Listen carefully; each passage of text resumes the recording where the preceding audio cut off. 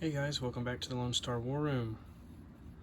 Today I'm going to be showing you guys how to play Axis and Allies and Zombies.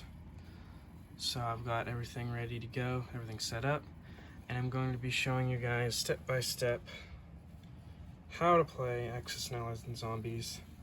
If you've played Axis and Allies before, there's not a whole lot different. I mean, the biggest difference is obviously going to be zombies, but it's a whole lot of fun. It's nice and small. It's a quick little game, and I think you'll enjoy it. So definitely give it a try, and I'm going to show you guys how to play it. So let's get right into it. In the usual order of play, the Soviet Union goes first, but for this tutorial, I'm going to be playing the German turn. So I went ahead and did all the Soviet turn, and I'll be demonstrating everything with the German turn. So the first thing you're going to do on your turn is you're going to reach onto your zombies deck. You're going to grab a card. That card is going to tell you where you're going to add a zombie. So we're going to add a zombie to the eastern United States. Grab the zombie. Okay, and now eastern United States is right here, and so there's now a zombie here. Now you're going to look at the bottom of the card. So desperate times, that tells you where to add the zombie. Then you look at desperate measures. Anti-zombie technology. Roll a die and gain that technology indicated on the technology chart. If you already had that technology, re-roll. So there are different desperate measures things that'll be on here. This is definitely the best one. So how that works is you're going to roll a die like it says. Let me go ahead and do that. Let me set this card down. Grab a die. And then you roll it, and that's what technology you're going to gain. Okay, so that's a 3. And so we're going to look at our chart. This is the German one. 3 is chainsaw tanks.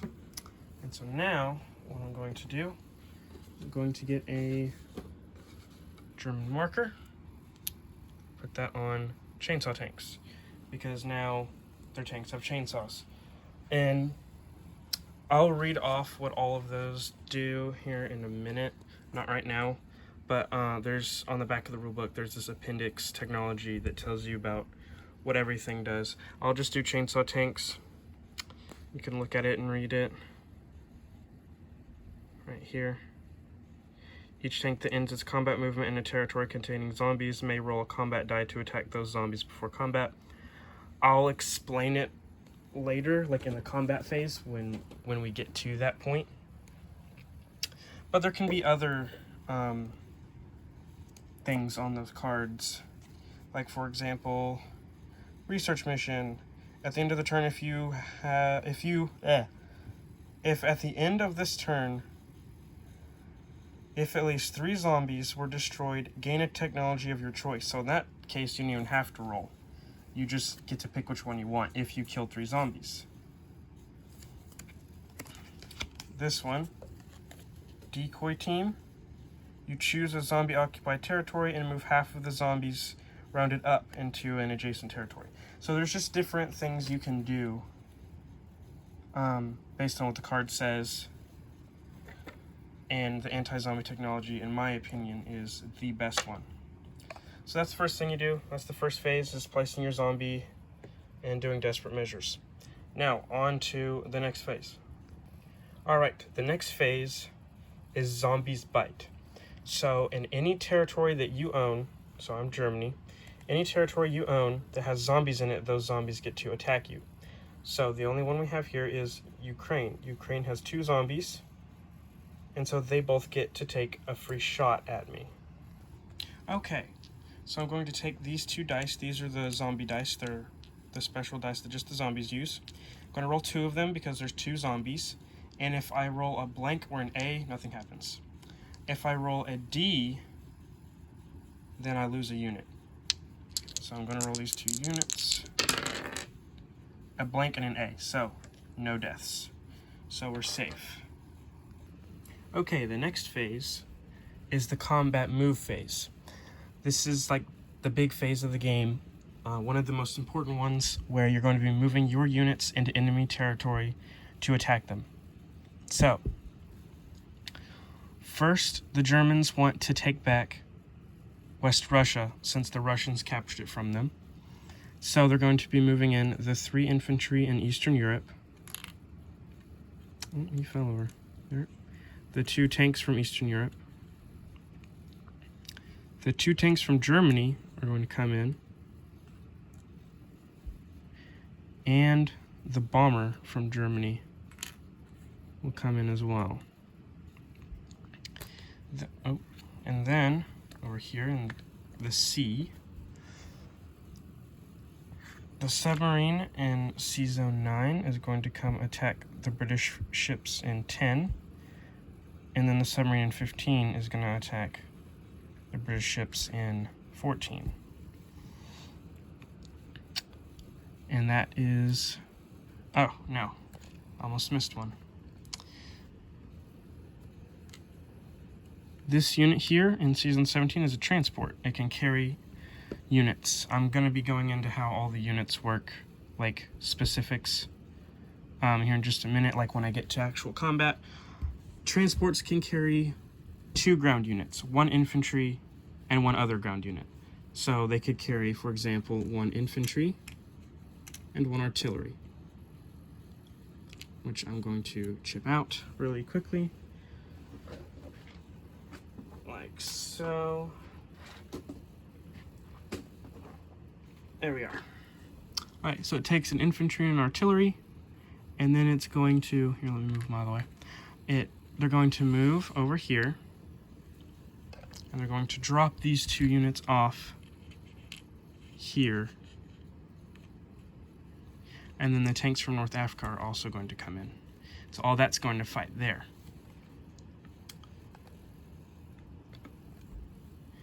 And that is the, oh, well, just because. We'll fly this fighter in as well. Just because, why not? And that's going to be all of the combat movement. And then we'll get on to the next phase, which is combat. Okay, the combat phase is where we're going to be putting units on this right here, which is called the battle board, and we're going to be rolling dice to fight over the territory. So we're going to do the West Russia battle first. That one makes the most sense to go for first. It's the simplest. So infantry, German infantry, attack on a 1. And so all the infantry go under the 1 category. Attack, because they're the attacker. 1, because they're in the 1 category. Tanks, attack on a 3. So they go here on the 3 or less category. Here's some more tanks. And a bomber, they're the best attackers. They hit on a 4. Now we go to the defenders. Infantry, though they attack on a 1, they have different defense value. They defend on a 2. So infantry defend better than when they attack, which just makes sense because they're entrenched in positions, and so it just makes sense for them to defend better. Artillery also defend at a 2. And then tanks also defend at a 3. So tanks are the same attack or defense. But some units have higher or lower values depending on if they're attacking or defending. So now that this is set up, we can actually roll dice. So now the Germans have 3 infantry. So I'm going to get 3 dice. Oh, I almost forgot one thing, guys. There's a zombie here. There's 1 zombie, so he goes over here in this corner, the zombie spot. So they actually get to shoot first. So there's 1 zombie. On an A, he kills an attacker. So, I mean, that would be a German. On a D, he kills a Russian, because he's a defender, and then a blank, he doesn't kill anybody. So let me roll him first. Okay, well, you couldn't see the roll, but it is an A. And so that means that this German dies. And any infantry that is killed becomes a zombie. So now there's 2 zombies here. Now, if a tank or anything else dies, it doesn't turn into a zombie, only infantry. So that is something to remember. Okay. Now, the Germans have 2 infantry, since one of them turned into a zombie. On 1s. Okay, they got a 1. So that's going to kill a Russian. So we set him right there, behind this, because that's the casualty zone. I will show you why in a moment. Next, there are 4 tanks on 3s. Okay, so they got 1 hit, so that kills a Russian. But then this is the 6, but they replaced it with this. That means you kill a zombie. So one of the zombies dies, and also 1 Russian dies. So let me fix him. There are 3 Russians there, and there are 2 dead Russians. Dying Russians, that is. Ship them out. And there we go. At least you guys are dead. Okay. Lastly, we have a German bomber on a 4. And it kills a zombie. Okay, so both zombies are dead now. So they just poof. The zombie's gone. He gets removed. Now, the defender gets to roll. Now, even though these 2 infantry died, they still get 1 last shot as the defender before they get removed. So the Russians have, let me see, 3, 4, 5, they have 5 infantry. And so I'm going to roll 5. I'm going to be rolling 5 dice on 2s for infantry. They got 2 hits. And so these 2 German infantry die. And they turn into zombies. Okay, now there's 2 artillery that also roll in 2s. They get 2 hits, and so that kills 2 tanks. 2 tanks are removed. But they do not turn into zombies because they're not infantry. And lastly, we have 2 Russian tanks on 3s. You have to get 3 less. Alright, they kill 1 tank and 1 zombie. So there's now 1 zombie left here. Okay, and now that is 1 round of combat. Now the Germans can either keep attacking or they can retreat, which they're obviously going to retreat. Because fighting all of that with 2 units is suicide.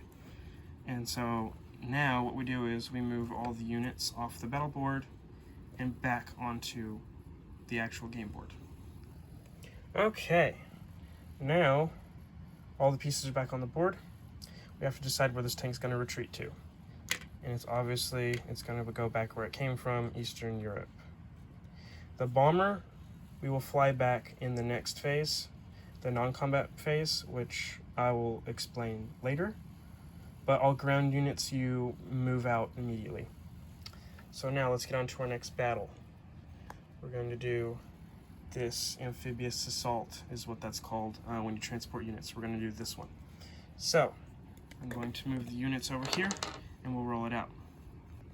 Okay, so there is a special kind of rule here. An artillery unit, that's what this is, it attacks on a 2. Again, an infantry attacks on a 1. But in 1 artillery unit, you can pair it with an infantry, and that artillery unit makes this infantry attack on a 2 with it. But you have to pair them 1 for 1. So like if there was 2 infantry, one of them would still hit on a 1 because there's only 1 artillery. They have to like pair, they have to match up. So they're both going to be hitting on 2s, they're hitting on 3s, and then infantry defend on a 2, tank on a 3. So let's roll it. We have, oh, and there's no zombies, so we're good there. 2 on 2s, nothing. 2 on 3s, 1 hit. And so they are going to kill infantry. That's going to turn into a zombie. On the next round here. Okay, now defending, the British have 2 infantry on 2s. They got 1. Germans lose an infantry. So that's going to make 2 zombies pop up. Okay, and then British tank on a 3. There aren't any zombies yet because these 2 haven't been created yet. So they missed. So we remove all the casualties, which I basically already did. Now there's 2 zombies here. The Germans are going to keep attacking.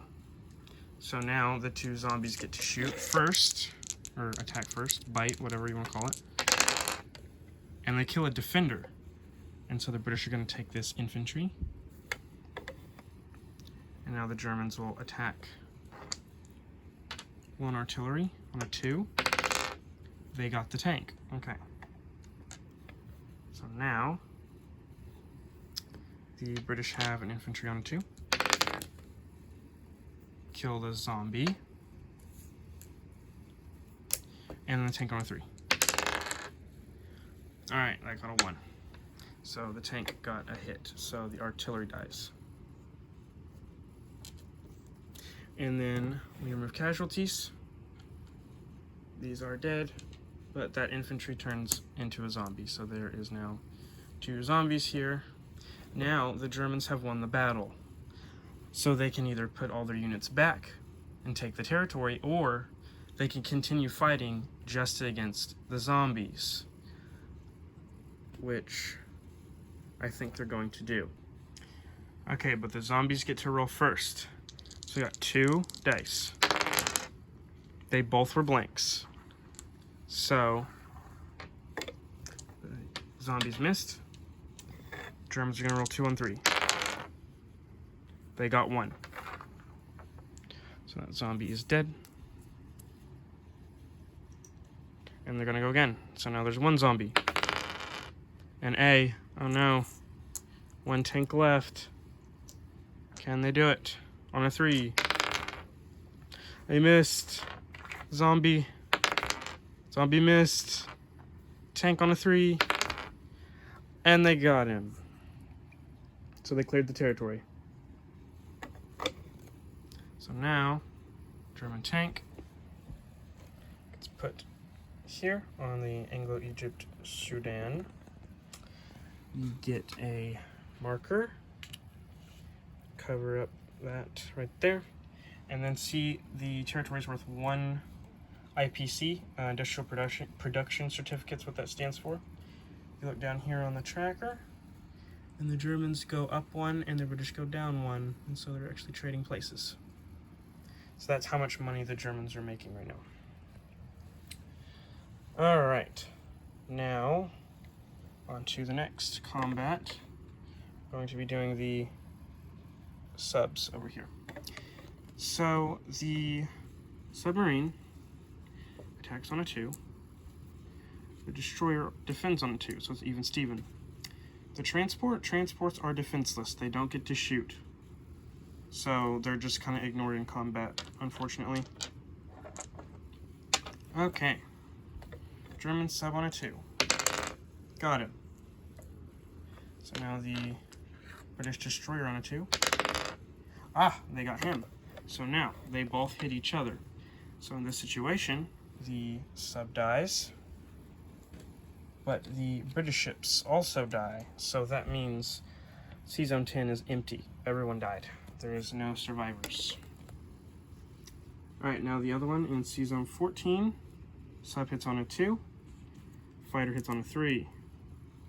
Destroyer on a 2. So this one, the Germans outnumber them pretty good. Sub on a 2. Missed. Fighter on a 3. Also missed, alright. The British destroyer on a 2. Missed. Sub on a 2. Nope. Fighter on a 3. Got him, okay. But he gets to shoot back on a 2.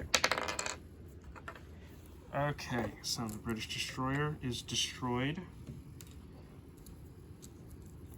along with the transport that was with it. And now the sub goes back in Sea Zone 14, and the fighter with it. Okay, that is all of the combat move. but I'm going to go ahead and show a couple things that I didn't get to do because of how the board's set up and the scenarios. I'm going to show a couple things I didn't get to. So we're going to get right into that. We're going to say in the battle with Anglo-Egyptian Sudan, when they decided to fight those zombies, that the zombies got hit and the tanks were destroyed. In that situation, there's only zombies here. And so the zombies take control of the territory. So you put one of these markers on, and the zombies go up $1. So zombies can control territory. There's an example of it right here. The zombies took over Italian East Africa because they placed a zombie there because of a card. A card said to place it there. No one else was there. The zombies took it. They can also take it through combat if everyone else is dead. But let's say the tanks decided not to fight the zombies. It would be like this. In that situation, the Germans control the territory, but there's just zombies in it with them. And on their next turn, they're going to get to fight them. The zombies get a free shot. Like I did earlier, the zombie bite phase up here in Ukraine. They'll get to do that here next turn. So you can still control territory with zombies in it. You don't have to fight and kill them. It's just risky sometimes, depending on the situation. Another example in the Battle of Anglo-Egypt-Sudan, the transport that unloaded this infantry and artillery to attack here, they can't retreat. So, like, the tanks, they can retreat to North Africa because that's where they came from. The infantry and artillery, however, they cannot retreat because they were offloaded by transport. They can't go get back on the transport. Units that are offloaded into combat by transport have to fight till they take the territory, or until they die, basically. It's all or nothing for them. One more thing about combat and another rule with the zombies is if you have a territory that's owned by zombies, say I move these men in here and I attack it, right? And I win and I kill this guy and I take it back. When you take out a zombie controlled territory, as a reward you gain 1 infantry for free. Like so. That represents all the surviving like people in that country that were trying to survive. So that's what you do when you take back a zombie controlled territory. Now, if say it was already like this and you just wanted to clear it out, you still own it, you kill him, yay. Nothing happens, you don't gain an infantry. Only if you clear a territory that the zombies are not originally controlled, but a territory they captured and own. If you own it, you clear the zombies out, nothing happens. But if the zombies control it and you move in and take it, you get a free infantry. Okay, so the next phase is the non-combat movement phase. This phase we're going to be just moving units around on the board that we want to get into position for the next turn, whether that be for defense or getting ready to attack on the next turn, things like that. So, for example, the submarine up here in C-Zone 6, it's going to non-combat. It can move 2, so it's going to go to C-Zone 7 and sneak down to C-Zone 15. The battleship in C-Zone 5 is going to do the same, 7, 15. Now they're both sitting here. So that way on the next turn they can go attack the British fleet. The submarine in 14 can't move because it participated in combat, so it cannot non-combat, even though it has 1 movement left because it attacked from here to here. Combat, when you roll dice and things like that, that ends its movement, like a unit's movement. You can't non-combat, it's stuck there now. The fighter, however, the fighter has to land because it can't sit out in the middle of the ocean. It'll die, so you have to fly it somewhere. So it's going to fly back to Western Europe. Then the bomber over in Western Europe, or not Western Europe, sorry, West Russia, we're going to fly it back now, and it's going to go back to Germany. we can do other sorts of non-combat movement, like, for example, the 4 infantry in Germany are going to move up to Eastern Europe, and the 2 infantry in Southern Europe are going to move to the Balkans. And then on top of that, this artillery is going to go to Ukraine, and so are these, oh no, these infantry will stay, which you can chip out like so. You can do this, or you can go get a green one, whatever you prefer. So that is non-combat. All right, the next phase is the purchase and place units phase. We're going to be buying units with money so we can, expand our military. So the Germans have 23 IPCs, 2 10s, 3 1s. The fake money has fake blood on it for the zombie apocalypse. I kind of like that touch. So they have $23 to spend on IPCs. On the board, you can see there's a nice little chart. It has it's the unit reference. You can see all the stats on units. That is also located in the rule book. There's a section in there that talks about all the different units. Let's see, I'm looking for it right now. There's Appendix B units. Let me see if I can get it all in here. Appendix B units. And they just have all the units, all the rules, all the stuff for them all in there for you to look at. And it has silhouettes of each of the units so you can see what they look like as well. So that's also very nice. So the Germans are going to look and see what they need. They could use more tanks for sure, because they move 2. They can move faster than most ground units. They have a good amount of planes. They have a bomber. So they're probably going to go with tanks. So we're going to look down here. Tanks are worth 5. So we have $23. So we're going to get 4 tanks. That leaves us with 3. Well, the infantry are worth 3, so we'll go ahead and buy 1 infantry. So we're getting 4 tanks and an infantry. Here they are. Alright, and now we are going to place these units. Units can only be placed in a territory that has an industrial complex. Industrial complex is one of these factory symbols. That is a territory you can build units in. So, the Germans can build units in Germany, or they can build units in Southern Europe. Another thing, a very big thing to take into consideration is you can only build as many units as what the territory is worth. So, for example, Southern Europe is worth 2 IPCs. You can only place 2 units there a turn. Germany is worth 5 IPCs. You can build 5 units there a turn. So, total combined, Germany can build 7 units a turn. You cannot build more than 7 units a turn. You cannot buy industrial complexes or anything like that. Not in this version. You can in other versions. This version, they're printed on the board, and those are the only ones you can use. So, don't buy more than 7 units as Germany. Other countries have different limits. Just depends. You'll have to look. So Germany is going to put 2 tanks here in Southern Europe.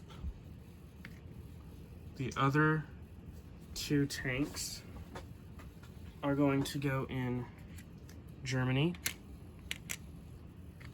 And this 1 infantry is also going to go in Germany. And then the last thing you do is you collect your income. So we're going to look down here at this chart. You see they're at 22, the Germans are. So we're going to look up here, and we're going to get 22 IPCs. There we go. Going to put it on our chart thingy there. And that's a full turn. And then it'd be the British turn, and then the Japanese, and then the Americans. And after that, that's 1 full round of play. That's when you check to see if someone's won the game. If no one has won the game, then you start back over with Russia, and you just go down the line again until someone wins. You win the game by controlling 1 enemy capital while controlling all of your own. So Germany would have to control Berlin, which is their capital, and Tokyo, which is the Japanese capital because that's their ally, and they have to capture one enemy capital. So that could either be Moscow, London, or Washington, D.C. All they have to do is capture one and hold it until the end of the round. So say Germany captures Moscow on their turn. They don't win automatically. They have to defend it and hold it until the end of the round, which means the British will take a turn, the Japanese will take a turn, and the Americans will take a turn. At the end of the American turn, if they still have Moscow and they still have control of Berlin and Tokyo, they win. Same thing for the Allies. If they control all three of their capitals and they capture an enemy one and control it for the rest of the turn, they win. Now, the zombies can win as well. That's something else that's different in this game. If the zombies get up to 25 IPCs, see right now they're down here at 1. If they got all the way up to 25, the zombies win the game because the world is in a zombie apocalypse. And in that case, to determine a winner between Axis and Allies, you just add up the IPCs of everybody. So like you'd add Germany and Japan's, and you'd add Russia, Britain, and America. And whichever side has the highest amount of money, they're just considered the winner. So that is how you actually play the game. I'm gonna show how each of the 6 technologies work next. And so I'm going to set up examples for that, and I'll show you guys that before I kind of wrap up this video. Okay, the first technology you can get are called zebra suits. Each of your infantry units in a territory prevents one zombie in that territory from attacking, and the zombie's attack phase. They're called zombie impervious bite resistant armor. That's why it's called zebra. Okay, so in this setup, we're gonna fight a combat, but the Germans have zebra suits. So first, the zombies are going to bite. There's 3 zombies. Thing is, the Germans have zebra suits. So one German infantry makes 1 zombie where they can't bite. So there's 2 German infantry, meaning 2 zombies can't bite. So only one of them would get to roll, which he missed. That's how zebra suits work. Alright, the next technology you can get is called Z4 explosives. This one's pretty simple. So here's our setup. It allows, as long as you have 1 artillery in combat, then it allows all units to hit zombies on a 5 or a 6. So you hit a zombie on this, but you also hit a zombie on a 5. All units. Infantry, tanks, planes, anything. So that one's pretty straightforward. Alright, the third technology is chainsaw tanks. I read about this one earlier. What this one allows is each tank gets to shoot first at just zombies. So there's 1 tank here. So it gets to shoot at those zombies. In that case, it would miss. But if it got a hit, you'd remove a zombie, and then the zombies get to roll. Ouch, that would hurt. But it basically means tanks get to shoot at zombies first. Then after the zombies shoot, the tank gets to shoot again in normal combat against these guys. So they basically get to double shoot, once against zombies and then once against the enemy. So that's really cool to have. Alright, the 4th technology are called air dots. What that means is, we rolled this combat out. Oh no, these guys died, they got turned into zombies. But all the Russians are dead as well. So yay. There's 2 planes left and there's only zombies. Now, in the actual written rules, the only way you can keep fighting zombies afterward is if you have land units with you. But air dots, so that the planes would have to leave, basically, because there's no ground units with them. Air dots allow the planes to get 1 free shot at the zombies. Oh wow, the double kill. After their free shot, then they have to fly back home. so they get a free shot at zombies after everything's through with. Okay, the fifth technology is Deadnapper Convoys. This one is one of my favorites. It's super fun. So, here we are. Oh no, there's 2 zombies in Southern Europe. We're being invaded. Well, on your non-combat movement, if you have an unused transport, so the Germans haven't used this, let's say, they can load 2 zombies, up to 2, 1 or 2, on the transport and move it like it's infantry.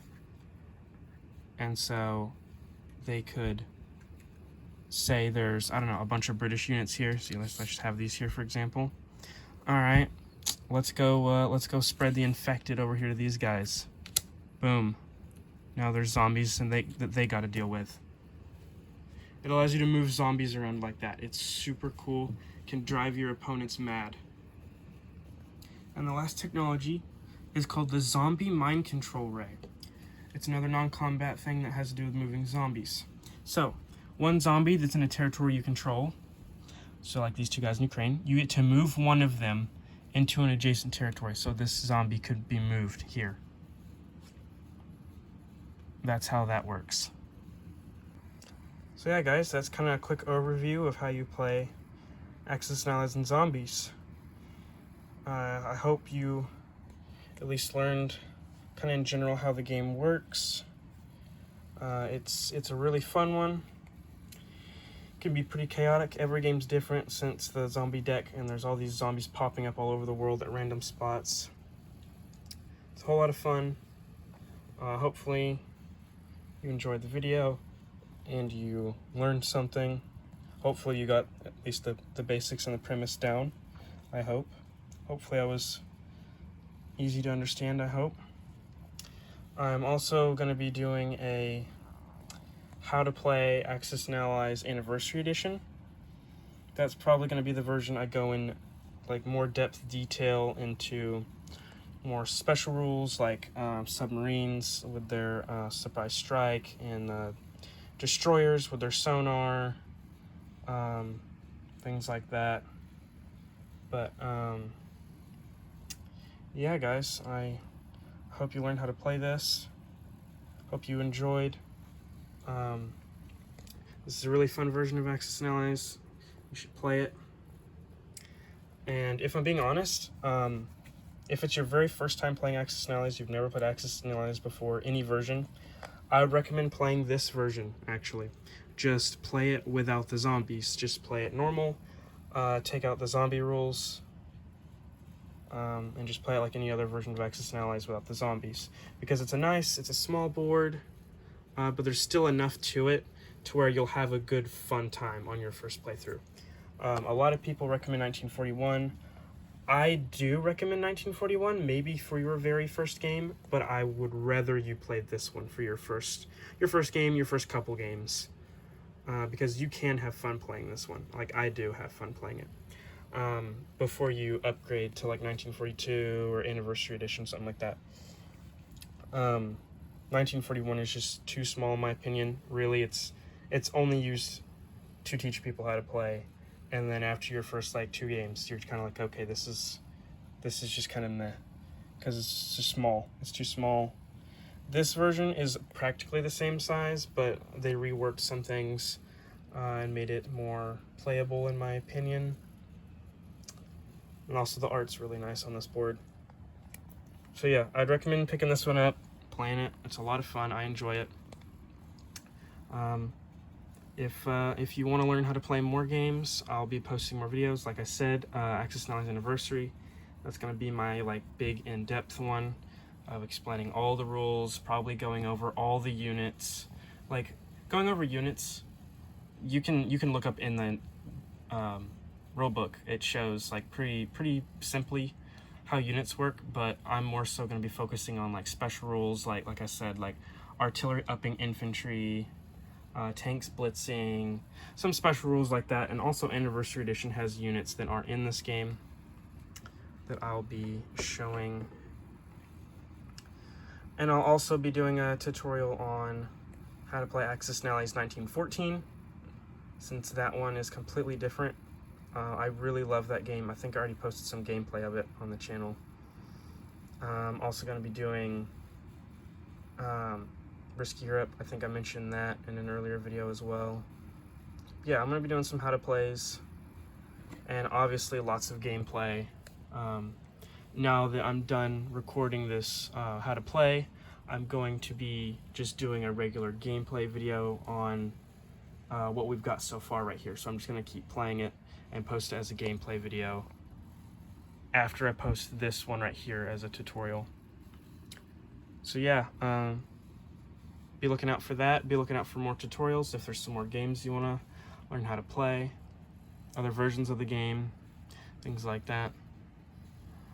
So yeah, stay tuned. I'll be posting this and continuing on with the gameplay. So thanks for watching, guys. Hopefully you learned how to play, and I'll see you later.